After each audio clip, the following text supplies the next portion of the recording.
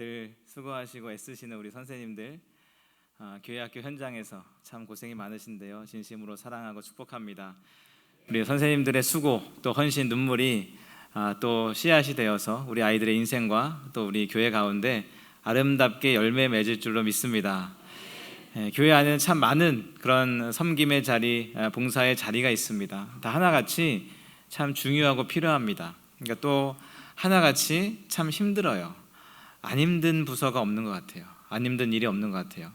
그런데 이 교사도 마찬가지입니다. 이 교사가 너무 중요한 자리이면서 동시에 너무너무 힘든 자리입니다. 이 아이들이 너무나 이뻐서 너무나 사랑스러워서 시작을 했는데, 이 가르치는 것이 너무 재밌고 중요해서 시작을 했는데, 하다 보면 참 힘들다, 버겁다, 이런 생각이 참 들 때가 많이 있습니다. 그래서 유치부는 유치부대로, 또 아동부는 아동부대로, 또 중고등부는 중고등부대로, 또 청년부는 청년부대로 참 애로사항도 많고 또 힘든 일들도 많이 있죠, 그죠? 그래서 하다 보면 어때요? 하다 보면 이제 좀 좋아서 시작하긴 했는데 이제 좀 그만할까 이런 생각을 할 때도 있고, 조금 이제 올해까지만 할까 이런 생각을 가지신 분들도 여기에는 없겠지만 간혹 가다가 왜요? 찔리시는 분들이 계신 것 같은데, 네. 그런 마음이 우리에게도 듭니다. 그런데 그럼에도 불구하고 우리가 이 교사의 이 사명을 계속해서 놓지 않고 이어가야 되는 이유가 뭐가 있습니까? 네, 내가 그만한다고 하면 우리 부장님, 우리 전도사님, 우리 목사님이 눈치를 너무너무 줘서가 아니고, 이 자리가, 이 사명이 너무나 귀하고 아름답고 영광스러운 자리이기 때문에 이 자리를 놓고 싶어도 놓지 못하고 계속해서 이어가게 되는 것이죠. 예수님께서 부활하신 다음에 베드로에게 나타나셔서 물어보셨습니다. 너가 나를 사랑하느냐? 네, 주님, 제가 주님을 사랑합니다. 그 대답을 듣고 예수님이 말씀하시죠. 내 양을 먹이라. 여러분 보십시오. 누구의 양입니까? 누구의 양이에요? 예수님의 양입니다. 그러니까 예수님이 사랑하시는 그 양을 제자들에게 맡겼어요. 예수님이 사랑하시는 그 양을 여러분들에게 맡겼습니다. 이 얼마나 위대한 사명입니까? 우리가 받은 이 사명이 너무너무 위대하고 영광스러운 사명이기 때문에 이것을 그만둘 수가 없는 거죠. 근데 보시면 능력 있는 사람에게, 많이 배운 사람에게, 가르치는 것을 잘하는 사람에게, 그리고 율동 잘하는 사람에게 맡긴 게 아니라 누구에게 맡겼습니까? 주님 사랑하는 사람에게 맡겼습니다. 그러면 되는 거예요. 주님 사랑하면 주님 맡겨주신 그 양을 사랑할 수 있는 거죠. 주님 사랑하면 그 마음으로 주님 맡겨주신 그 양을 잘 돌볼 수 있는 겁니다. 저는 나이가 너무 많은데요, 저는 잘하는 게 아무것도 없는데요, 저는 가르치는 걸 잘 하지 못하는데요, 저는 아이들과 이야기를 잘 나눌 수 없는데요, 괜찮아요. 주님 사랑하면 충분합니다. 주님 사랑하면 교사로서 자격이 충분한 줄로 믿습니다. 네, 그렇기 때문에 다른 것은 좀 못하셔도 돼요. 하지만 뭐만큼은, 주님 사랑하는 것만큼은 교사라면 분명하게 확실하게 해야 되는 거예요. 내가 우리 교회 안에서 주님 사랑하는 것만큼은 1등이다. 그런 마음으로 여러분들이 주님 사랑하시면 되는 겁니다. 따라해 볼까요? 내가 주님을 가장 사랑합니다. 네. 아멘이십니까? 네. 저는 아직도 저를 선생님이라고 불러준 그 아이들을 잊지 못합니다. 제가 고등학교 3학년 겨울방학이죠. 겨울방학 아동부 교사로 첫 이제 아이들 앞에 섰을 때 그 아이들이 저한테 선생님 이렇게 부르는 거예요. 네. 아직도 고3 졸업도 못한 저한테 선생님이라고 부르는 겁니다. 그 아이들 이름도 기억해요. 성산이, 민영이, 고미. 그 아이들이 선생님. 그 감동과 그 감정은 이루 말할 수 없습니다. 나는 교사입니다. 그 말에 무슨 수식어가 필요하겠습니까? 부족한 나를 교사로 세워주신 하나님이 계시고 그 부족한 나를 선생님이라고 불러주는 이 아이들이 있는데 무엇이 더 필요하겠습니까? 우리 선생님들만 우리 한번 따라해 보겠습니다. 나는 교사입니다. 여러분 기억하십시오. 잊지 마십시오. 나는 교사입니다. 주님이 주신 그 사명, 아이들이 부르는 그 이름 절대로 놓지 마시고 끝까지 그 사명 감당하시는 우리 선생님들 되시길 축복합니다. 네, 아멘이 좀 줄어들었죠? 네. 오늘 우리가 함께 읽은 본문 보시면 시브리서 13장 7절부터 17절까지 영적인 지도자들에게 우리가 어떻게 해야 되는가, 영적인 지도자들이 있는데 우리가 그들에게 어떻게 해야 되는가가 나와 있고요. 또 영적인 지도자들은 어떤 삶을 살아야 되는가, 이게 나와 있습니다. 먼저 7절 말씀 우리 한번 보십시오. 7절 우리 함께 다 같이 읽겠습니다. 시작. 하나님의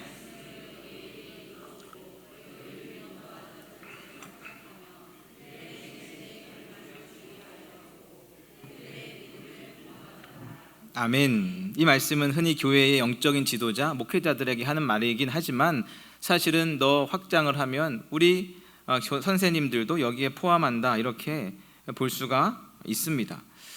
에베소서 4장 11절 말씀에 보면 이렇게 이야기하죠. 그가 어떤 사람은 사도로, 어떤 사람은 선지자로, 어떤 사람은 복음 전하는 자로, 어떤 사람은 누구요? 목사와 교사로 삼으셨으니. 보시면 목사와 교사를 한데 묶어서 설명하고 있습니다. 왜요? 같은 사명이라는 거예요. 예수님이 맡겨주신 그 양을 돌보는 사명이 같다. 목사나 교사나 같다라는 얘기죠. 그러니 이 이야기는 우리 선생님들을 향한 이야기입니다. 여러분, 교사도 영적인 지도자라는 것을 꼭 기억하십시오. 우리 반 아이들에게만큼은 내가 목회자예요. 내가 영적인 지도자입니다. 그것을 꼭 기억하십시오. 근데 7절 다시 한번 보십시오. 7절 보시면 하나님의 말씀을 너희에게 일러주고 너희를 인도하는 자들, 그러니까 교사를 이야기하는 거예요. 교사를 생각하며 그들의 행실의 결말을 뭐 하라고요? 주의하여 보랍니다. 그리고 그들의 믿음을 본받아라, 이렇게 말씀하고 있습니다. 그러니까 아이들한테 하는 이야기죠. 아이들한테 뭐라고 이야기하는 거예요? 얘들아, 너희 선생님들의 결말을 주의해서 지켜봐라. 그리고 그 믿음을 본받아라. 요즘에는 CCTV가 없는 데가 없습니다. 어디 가나 다 CCTV가 있고요. 어디 가나 차량에 블랙박스가 다 있어요. 그래서 나의 일거수일투족이 다 노출이 됩니다. 숨길 수가 없습니다. 이것처럼 우리 아이들이, 우리 자녀들이 선생님을 주의 깊게 보고 있어요. 우리 부모님을 주의 깊게 보고 있습니다. 우리 교회의 어른들을 주의 깊게 보고 있어요. 우리 선생님의 결말이 어떠한지, 우리 부모님의 결말이 어떠한지, 우리 교회 어른들의 결말이 어떠한지 보고 있습니다. 나에게 말씀을 가르쳐주고 나를 양육해주는 그 선생님이 믿음의 싸움에서 승리하는지 혹 실패하는지 주의 깊게 보고 있습니다. 아이들은 다 봅니다. 우리 선생님이 기도에 승리하는지, 예배에 승리하는지, 전도에 승리하는지, 사랑에 승리하는지, 섬김에 승리하는지 다 보고 있어요. 제가 고등학교 다닐 때 우리 영어 선생님이 계셨는데요. 영어 선생님의 별명이 똥싼바지였어요. 그 바지를 늘 이렇게 펑퍼짐하게 입으시고 다니셨던 것 같아요. 근데 아이들이 이제 선생님 없을 때 이렇게 부르잖아요. 근데 한 번은 이게 복도에 선생님이 지나가시는데 이 아이가 선생님을 그냥 똥싼 바지 이렇게 부른 거예요. 그러니까 그렇게 부르고 나서 도망가야 되는데 도망을 못 간 겁니다. 딱 마주쳤어요. 순간에 모든 학생들이 이제 긴장을 하죠. 아, 큰일 났다. 선생님의 별명을 부르고 거기서 도망가지 못하고 딱 마주쳤으니 이제 큰일 났다. 저 아이는 어떻게 될까? 저도 옆에 있었는데요. 선생님이 그 아이한테 가더니 씩 웃으면서 아이고 이 녀석 하고 가시는 거예요. 세상에 그렇게 멋진 장면은 처음 봤습니다. 와, 그 순간 모든 아이들이 다 감동을 했습니다. 그리고 그 선생님을 아이들이 이제 놀리지 않고 그 선생님의 인기가 막 하늘로 막 치솟게 되는 거죠. 그러니까 아이들은 다 지켜봅니다. 우리 선생님이 어떻게 대처하나, 이 상황 속에서 어떻게 이 위기를 모면하나, 화를 내지 않고 그 화를 어떻게 선으로 바꾸나, 아이들이 다 지켜보고 그 믿음을 본받고 걸어가는 거죠. 특별히 선생님의 앞모습이 아닌 뒷모습을 보고 배웁니다. 아이들에게 기도하자 이 말이 아니고요, 골방에서 기도하는 선생님의 모습을 따라서 우리 아이들은 기도하게 되어 있습니다. 그러니까 교회 안에서의 모습이 아니라 교회 밖에서의 모습을 우리 아이들이 보고 배우는 거죠. 제가 청년 시절에 우리 아동부 아이들을 데리고 연합 캠프를 참석한 적이 있는데요, 캠프에 참석하기 한 일주일 전에 교사들이 오리엔테이션 모임을 가졌습니다. 캠프를 진행하는 목사님이 주도해서 오리엔테이션을 하셨는데, 거기서 제가 참 기억에 남는 이야기가 있습니다. 그 목사님이 뭐라고 이야기하셨냐, 선생님들 중에 술 드시는 분들 계시잖아요. 술 드시는 분들, 지금부터, 최소한 지금부터 캠프 전까지는 절대로 술 먹지 마십시오. 여러분이 몰래 드시는 그 술도 아이들에게 영향력을 미칩니다. 이렇게 이야기하는 거예요. 물론 제가 그때 뭐 술을 먹고 있었다라는 얘기는 아니고요, 그 말이 너무나 마음에 와닿는 거예요. 아이들이 보이지 않는 곳에서 하는 그 남몰래 하는 그 행위 하나하나가 아이들에게 영향을 미치니 그 행동하지 마십시오 라는 그 말이 얼마나 마음에 와닿는지 모릅니다. 그러니 여러분, 교회에서나 교회 밖에서나 아이들 앞에서나 아이들 없을 때서나 동일하게 교사로서, 성도로서, 교회 어른으로서, 부모로서 믿음의 본을 보여주십시오. 우리가 좋은 믿음의 본을 보여준다면 우리 아이들 역시 놀라운 믿음의 승리자가 될 줄로 믿습니다. 그리고 17절에도 보면 영적인 지도자들의 모습이 나오는데요, 우리 17절 말씀 우리 함께 읽겠습니다. 시작. 너희를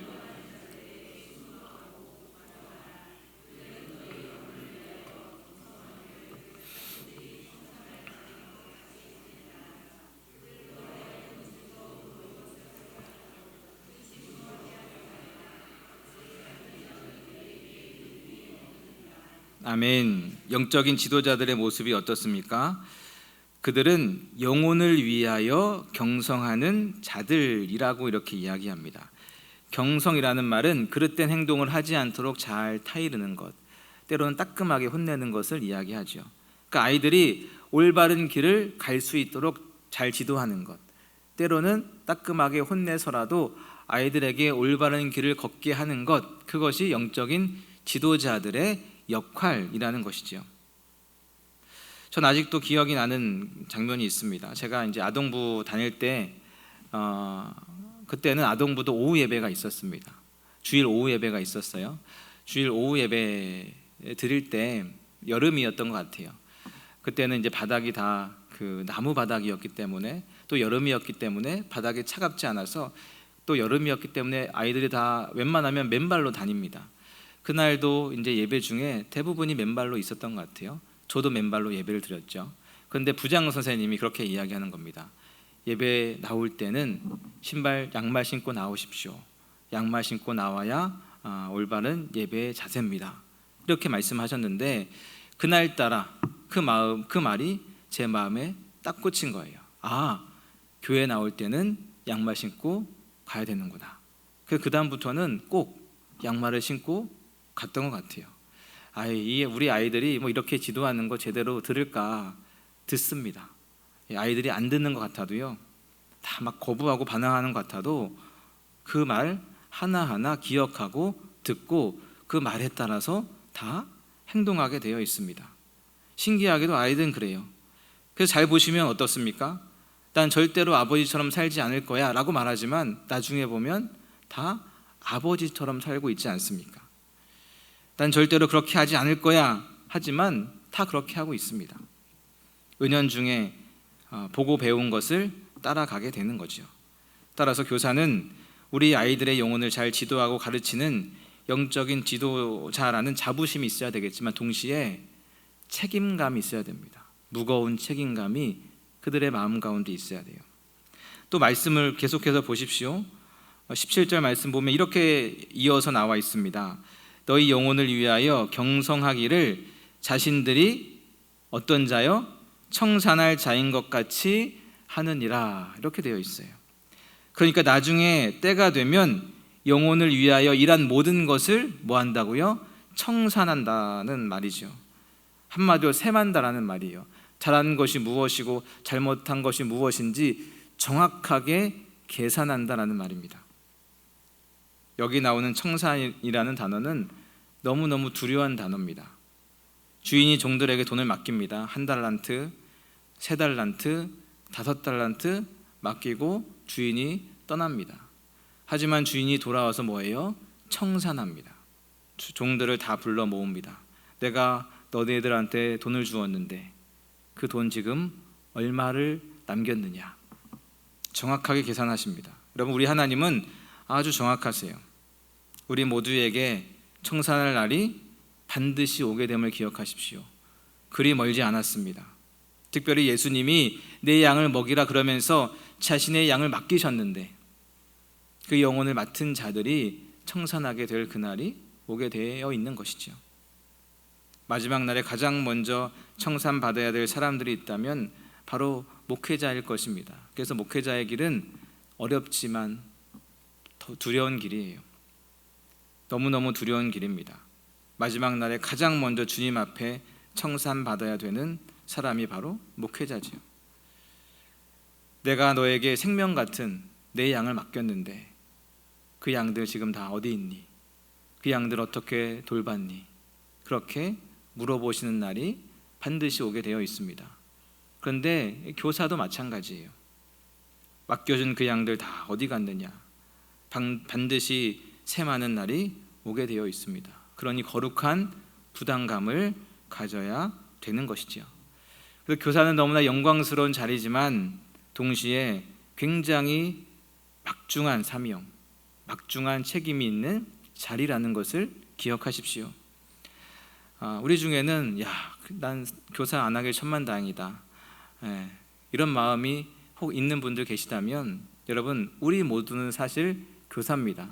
왜냐하면 하나님께서 우리 모두에게 가르치고 전하는 사명을 주셨기 때문이지요. 우리는 교회에서든 가정에서든 직장에서든 구역에서든 여전도회 남성교회에서든 어떻게 해서든 가르치는 자로 또 누군가에게 영향을 끼치는 자로 서게 될 수밖에 없습니다. 그러니까 우리 모두는 교사라고 할 수 있습니다. 예수님께서 우리 모두에게 그 교사의 사명을 주셨음을 꼭 기억하십시오. 그러니까 우리 중에 단 한 명도 마지막 날에 청산하지 않을 사람은 없는 것입니다.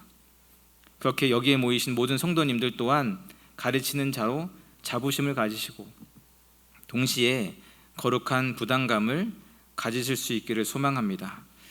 마지막으로 그 다음 말씀을 보니까 이런 말씀이 나옵니다. 17절 마지막 부분인데요. 그들로 하여금 즐거움으로 이것을 하게 하고 근심으로 하게 하지 말라. 그렇지 않으면 너희에게 유익이 없느니라. 아멘.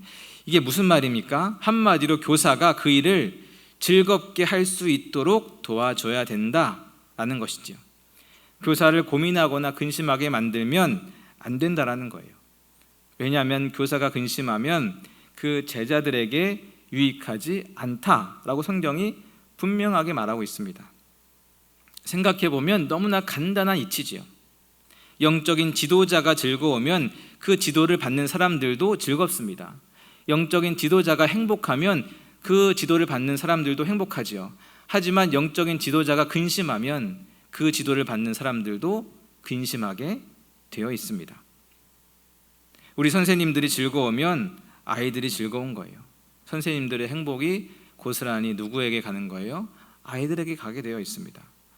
우리나라 교육 현실 가운데 안타까운 것은 부모님들이 자녀들을 너무 사랑하다 보니까, 자녀들을 너무 귀하게 여기다 보니까 자꾸만 학교 선생님들의 권위를 떨어뜨립니다.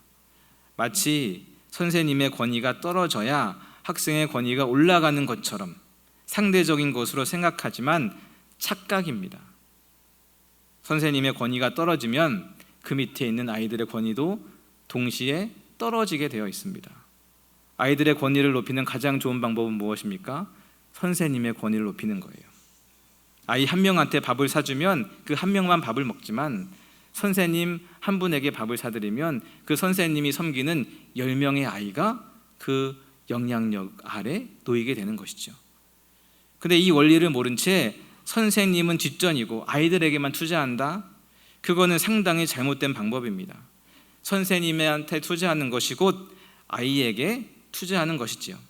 성경은 오늘 분명하게 말하고 있습니다. 영적인 지도자들을 즐겁게 하고 근심하게 하지 말라고요. 여러분, 교회 학교가 잘 되는 방법, 교회 학교가 부흥하는 방법은 간단합니다. 우리 선생님들이 즐겁게 사역할 수 있도록, 우리 교육자들이 행복하게 사역할 수 있도록 교회가 적극적으로 후원하고 적극적으로 위로하고 격려하는 것입니다. 교사에 대한 투자가 곧 아이들에 대한 투자입니다. 교사를 섬기는 것이 곧 누구를 섬기는 거예요? 아이들을 섬기는 것입니다. 아이들한테 좋은 거 먹이고 돈이 부족하니까 우리 선생님들은 제대로 못 먹는다? 오늘 말씀은 그렇게 하면 유익하지 않다, 분명히 못 받고 있습니다. 아이들 돼지고기 먹이면 선생님들은 무슨 고기요? 소고기 드셔야 됩니다. 선생님들이 드신 소고기가 어디로 가겠습니까? 아이들한테 가는 거예요. 그 원리를 우리가 기억을 해야 되는 것이지요. 그래서 교회 학교가 그래야 사는 것이고 교회가 살아야 교회의 미래가 있게 되는 것입니다. 교회 학교에 대한 투자는 우리 교회의 미래에 대한 투자임을 기억하십시오. 그렇기 때문에 선생님들에 대한 투자는 곧 우리 교회의 미래에 대한 투자인 줄로 믿습니다. 교회 학교 선생님에 대한 관심과 투자를 보면 그 교회의 미래가 보입니다. 지금 우리 교회 유치부 아이들 있잖아요. 유치부 아이들의 숫자를 보면 6년 후에 아동부의 숫자가 보이고요, 12년 후에 중고등부의 숫자가 보이고요, 20년 후에 장년부의 숫자가 보이는 거예요. 그래서 아이들에 대한 투자, 곧 선생님들에 대한 투자가 곧 우리 교회의 미래를 만들어 가는 것이지요. 아무쪼록 우리 교회가 미래가 있는 교회가 되기를 소망합니다. 지금도 아름답지만 5년 후가 더 아름답고 10년 후, 20년 후가 더 부흥되고 더 아름다운 교회가 될 수 있기를 축복합니다. 그 일을 위해 힘을 다하시는 우리 선생님들과 우리 교역자들과 우리 성도님들 다시 한번 주님의 이름으로 사랑하고 축복합니다. 기도하겠습니다.